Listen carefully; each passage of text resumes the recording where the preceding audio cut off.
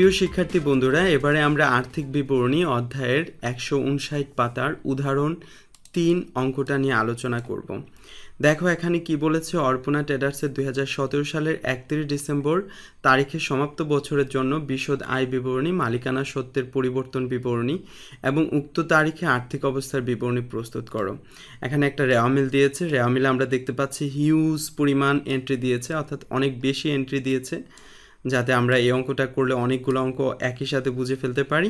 এখানে মজুত পণ্য দিয়েছে, সমাপনী অফিস খরচ বকেয়া রয়েছে, এর আগে আমরা দেখেছিলাম বেতন বকেয়া। এখানে অব্যবহৃত মণিহারি রয়েছে, কিছু মণিহারি ব্যবহার হয়নি, বেতন অগ্রিম পরিশোধ হয়েছে। সো বন্ধুরা, এই অঙ্কটা আগের মতোই হবে, একদম ইজি হবে, শুধু কিছু এন্ট্রি বেশি আছে, এগুলো আমরা এক এক করে কোনটা কোথায় যাবে সেটা দেখে নিব। তো বন্ধুরা চলো এই অঙ্কটা আমরা করি। এখানে খেয়াল করে আমরা রেওয়ামিলের আইটেমগুলো একবার পড়ে নেই। প্রারম্ভিক মজুত পণ্য রয়েছে, ক্রয় বিক্রয় রয়েছে, ডক চার্জ, এটা হচ্ছে ক্রয় সংক্রান্ত খরচ। তারপর হচ্ছে আন্তঃপরিবহন মানে ক্রয় পরিবহন, বই পরিবহন, বিক্রয় পরিবহন, এটা ক্রয় সংক্রান্ত খরচ, এটা বিক্রয় সংক্রান্ত খরচ। তারপরে কমিশন প্রাপ্তি বলেছে, এটা আমাদের অন্যান্য আয়। বেতন রয়েছে, বিজ্ঞাপন রয়েছে, 10% বিনিয়োগ রয়েছে। তারপর হাতে নগদ, দেনাদার পাওনাদার, আমদানি শুল্ক, এটা আমার ক্রয় সংক্রান্ত খরচ। মণিহারি রয়েছে, অফিস খরচ, বিদ্যুৎ খরচ, উত্তোলন ও মূলধন রয়েছে, বিক্রয় ফেরত ও ক্রয় ফেরত রয়েছে, ব্যাংক জমাতিরিক্ত রয়েছে, বিক্রয় কমিশন রয়েছে, বিক্রয় সংক্রান্ত খরচ হবে এটা। তারপর রয়েছে বাটা প্রদান ও বাটা প্রাপ্তি, এটা আমার বাটা প্রদান আমার একটা ব্যয়, বাটা প্রাপ্তি আমার একটা আয়। তারপর রয়েছে আসবাবপত্র এবং যন্ত্রপাতি, বিনিয়োগের সুদ, ব্যাংক জমাতিরিক্তের সুদ। ব্যাংক জমাতিরিক্তের সুদ আমার অন্যান্য ব্যয়। তো চলো আমরা অঙ্কটা করি। আমরা প্রথমে কি নির্ণয় করব? আমরা প্রথমে নির্ণয় করব আমাদের মোট লাভ। যেহেতু আমাদেরকে এখানে বলেছে বিশদ আয় বিবরণী করার জন্য, সব কিছু আগের মতো হবে, আমি জাস্ট অঙ্কটাই তোমাদেরকে করে দেখাচ্ছি। আমরা মোট লাভ নির্ণয় করব। প্রথমে আমরা বিক্রয়টাকে লিখব। বিক্রয় হচ্ছে আমাদের 1,57,000 টাকা। আমরা এখানে লিখব 1,57,000 টাকা। এটা থেকে আমরা বাদ দিব বিক্রয় ফেরত এই অঙ্কের মধ্যে রয়েছে 7,000 টাকা, বাদ দিব ফেরত, অথবা বিক্রয় ফেরত কথাটাই লেখা যায়। 7,000 বাদ দেওয়ার পরে 1,50,000 টাকা থাকবে। এবার এটা থেকে আমরা বাদ দিব বিক্রিত পণ্যের ব্যয়।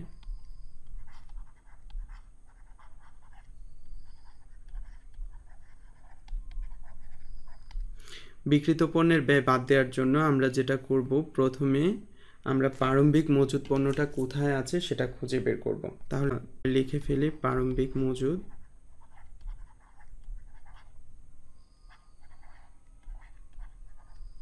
প্রারম্ভিক মজুদ একদম শুরুতেই রয়েছে 30,000 টাকা। আমরা মাঝের কলামে লিখে ফেলব 30,000 টাকা। এটার সাথে আমরা যোগ করব ক্রয় কত টাকা আছে? এই অঙ্কের মধ্যে ক্রয় আছে 76,000 টাকা, বাট এটা আমরা প্রথম কলামে লিখতে হবে কারণ ক্রয় ফেরত রয়েছে। ক্রয় থেকে আমরা ফেরতটা বাদ দিব, বাদ ফেরত। ক্রয় ফেরত কত টাকা আছে? ক্রয় ফেরত আছে 6,000 টাকা, সো আমরা 6,000 টাকা বাদ দিব। আর অন্য কিছু নেই ক্রয়ের সাথে সরাসরি সমন্বয় হবে এরকম কিছু নেই।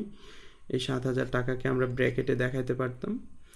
76,000 টাকা থেকে 6,000 চলে গেলে থাকবে 70,000 টাকা, আমরা মাঝের কলামে দেখাবো। ক্রয়ের পরে আমরা ক্রয় সংক্রান্ত খরচগুলো কোথায় আছে খুঁজে বের করব। ডক চার্জ ক্রয় সংক্রান্ত খরচ বলে গণ্য হবে। ডক চার্জ, ক্রয় পরিবহন, এগুলা ক্রয় সংক্রান্ত খরচ। আমদানি শুল্ক ক্রয় সংক্রান্ত খরচ। ডক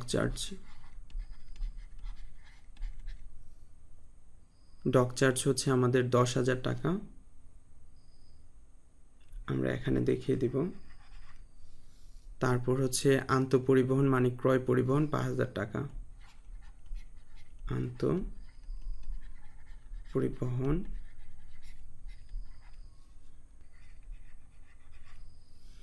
আন্তঃপরিবহনের পরে রয়েছে বই পরিবহন, এটা বিক্রয় সংক্রান্ত খরচ। কমিশন প্রাপ্তি, এগুলো আমাদের ক্রয় সংক্রান্ত খরচ না। আমদানি শুল্ক রয়েছে, আমদানি শুল্ক আমাদের ক্রয় সংক্রান্ত খরচ। এখানে আমরা লিখব আমদানি শুল্ক।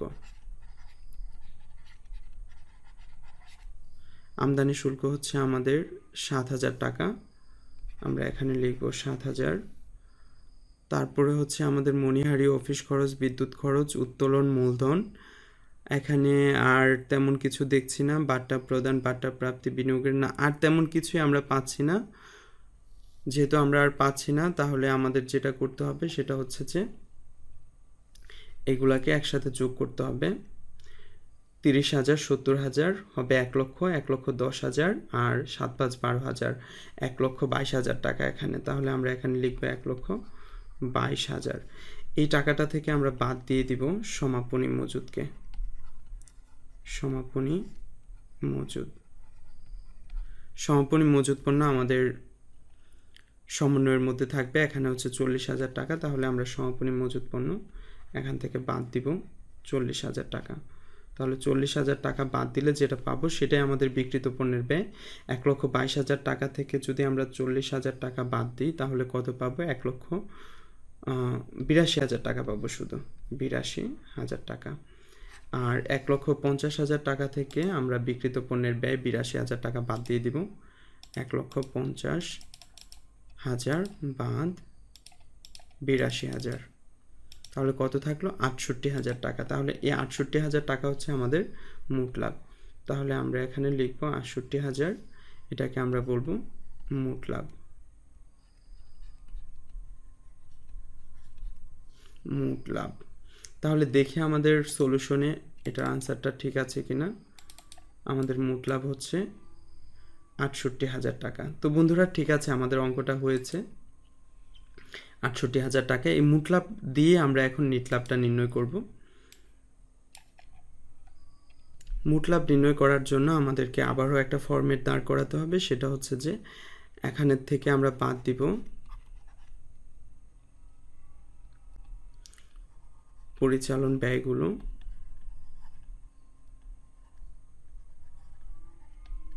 পরিচালন ব্যয়গুলো বাদ দেওয়ার পরে সবার শেষে আমরা অপরিচালন আয়গুলোকে যোগ করব।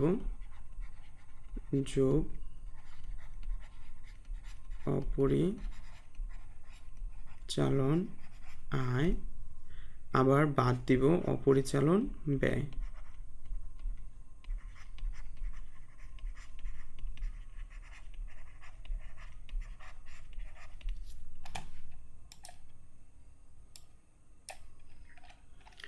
এবার আমরা যেটা খুঁজে পাবো সেটা তার স্বস্থানে বসিয়ে দিব।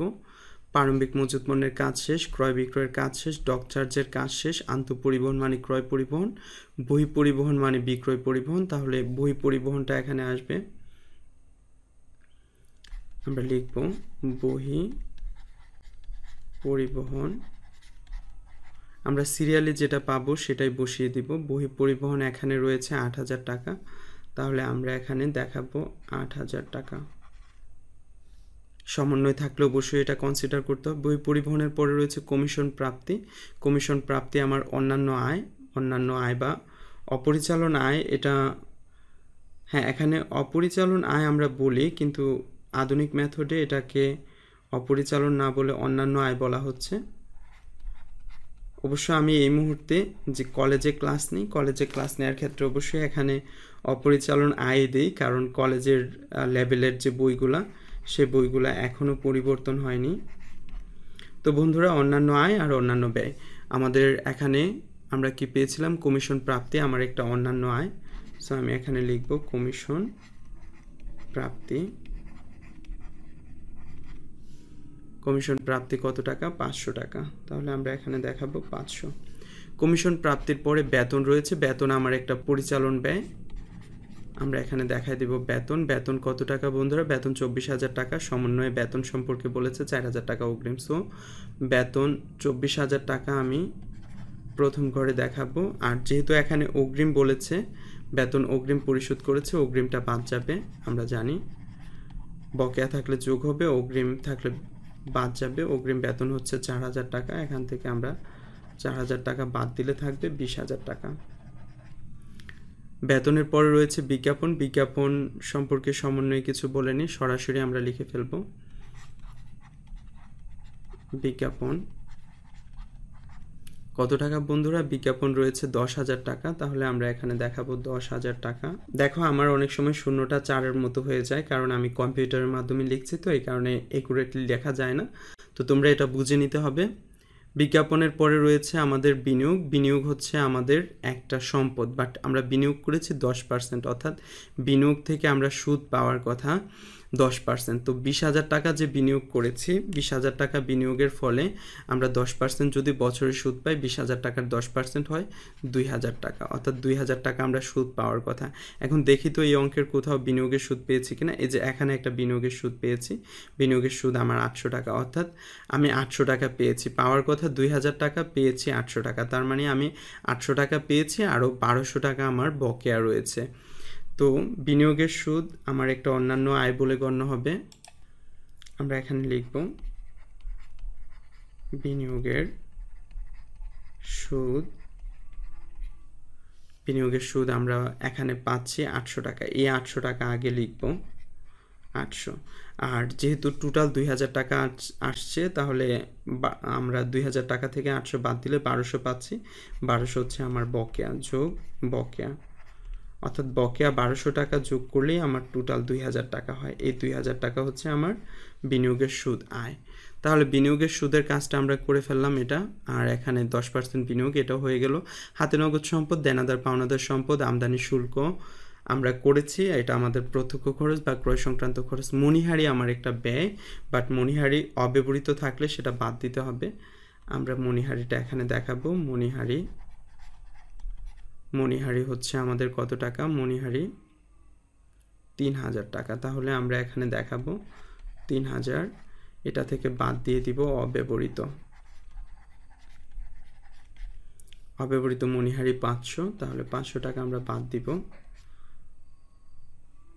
যেগুলা বিয়োগের সেগুলা ব্র্যাকেট দেওয়া যায়, আমি অনেক ক্ষেত্রে দিচ্ছি না কারণ জায়গার সংকুলান হচ্ছে না।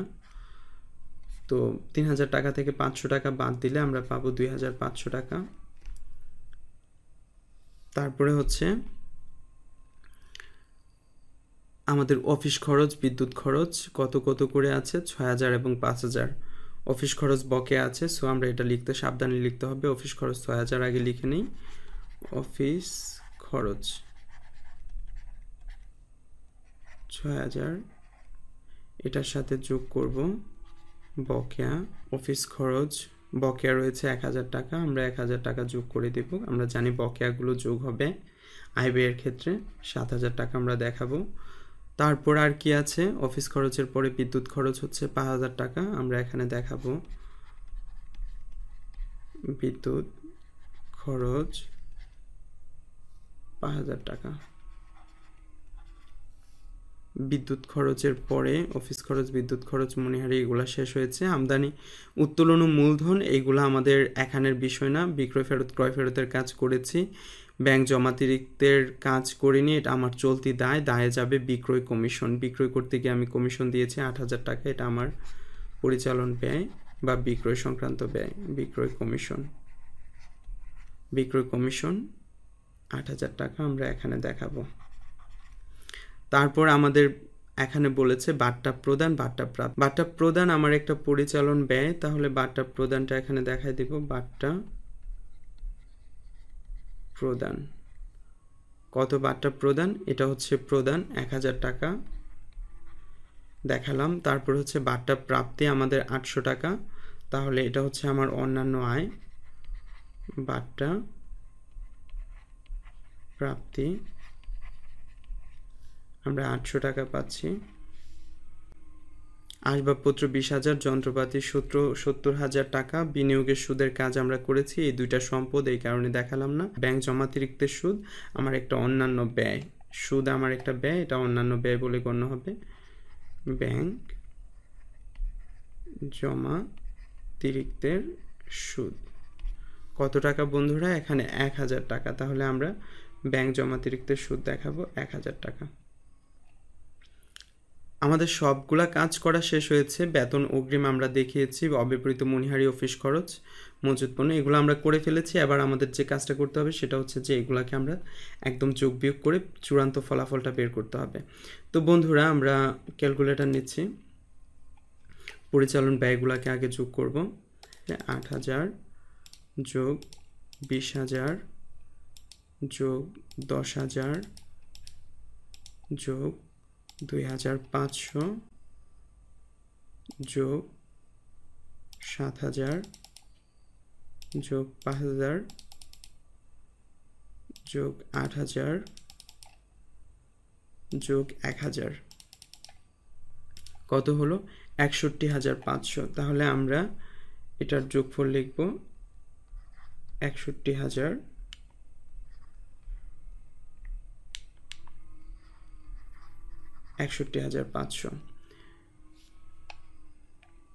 এই 68,000 টাকা থেকে 61,500 টাকা যখন আমরা বাদ দিব, তখন বাদ দিলে আমরা পাবো পরিচালন মুনাফা। তাহলে এটাকে আমরা বলতে পারি পরিচালন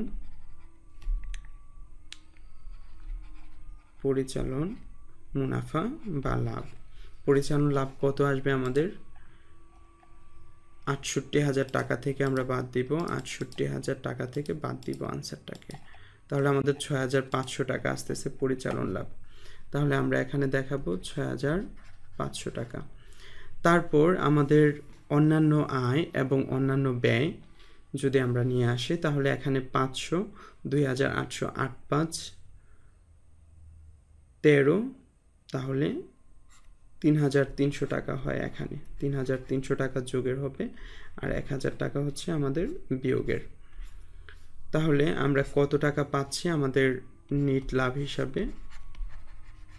নেট লাভ হিসাবে আমরা পাচ্ছি 6,500 সাথে যোগ 3,300 আর বিয়োগ 1,000 কত হবে 8,800 টাকা হচ্ছে আমাদের নেট লাভ। আমরা এখানে লিখব 8,800। নেট লাভের টাকাটা আমরা দেখিয়ে দিলাম। এবার আমরা দেখব যে আমাদের বইয়ের সলিউশন কত 8,800 নেট মুনাফা। সো আমাদের অঙ্কটা হয়ে গেছে। তো বন্ধুরা, তোমরা এভাবে, অবশ্য এত বড় অঙ্ক তোমাদের পরীক্ষায় আসবে না, তোমাদের পরীক্ষায় আর অনেক ছোট অঙ্ক আসবে। আর তোমরা এত বড় অঙ্ক করতে গেলে হয়তো এক পাতার মধ্যে নাও হতে পারে, তোমরা এটা 2 পাতা মিলিয়ে করতে হবে। তো বন্ধুরা, এর পরের ক্লাসে আমরা মালিকানা সত্ত্বের পরিবর্তন বিবরণী, আচ্ছা মালিকানা সত্ত্বের পরিবর্তন বিবরণীটা আমি এখানেই করে দিচ্ছি যেহেতু এটা খুব ছোট। দেখো আমরা মূলধন কত পাচ্ছি, মূলধনটা আমরা আগে লিখব। মূলধন কত আছে এই অঙ্কের মধ্যে? মূলধন আছে 1,70,000, উত্তোলন হচ্ছে 40,000। মালিকানা সত্ত্বের কোনো সঞ্চিতি নেই, অর্থাৎ সাধারণ সঞ্চিতি নেই। তাহলে আমরা যেটা করব, প্রথমে আমরা লিখব মূলধন, টাকার ঘরে লিখব 1,70,000, এটার সাথে আমরা যোগ করব নেট লাভ। নেট লাভ আমাদের এটা আসছে 8,800, যোগ করলে আসবে 1,78,800 টাকা। এটা থেকে বাদ দিব আমরা উত্তোলন। উত্তোলনটা কত আছে আমাদের? উত্তোলন হচ্ছে 40,000 টাকা। আমরা এখান থেকে 40,000 টাকা বাদ দিব, তাহলে থাকবে 1,38,800 টাকা। দেখা যাক আমাদের বইয়ের সলিউশনে কি আছে এটার ব্যাপারে। পরের পাতায় যেতে হবে। 1,38,800 টাকা হচ্ছে আমাদের মালিকানা সত্ত্বের রেজাল্ট। তাহলে আমরা এটাকে সমাপনী মূলধন বা সমাপনী মালিকানা সত্ত্ব বলতে পারি। সমাপনী মূলধন বা সমাপনী মালিকানা সত্ত্ব। বইয়ে এটাকে কি লিখেছে সেটাও দেখা যেতে পারে। সমাপনী মালিকানা সত্ত্ব বলেছে, আমরা সমাপনী মূলধন এটাকে বলতে পারতাম। তো বন্ধুরা, এর পরের ক্লাসে আমরা আর্থিক অবস্থার বিবরণীটা কিভাবে করতে হয় সেটা দেখব। ভালো থাকো ততক্ষণ পর্যন্ত। আল্লাহ হাফেজ।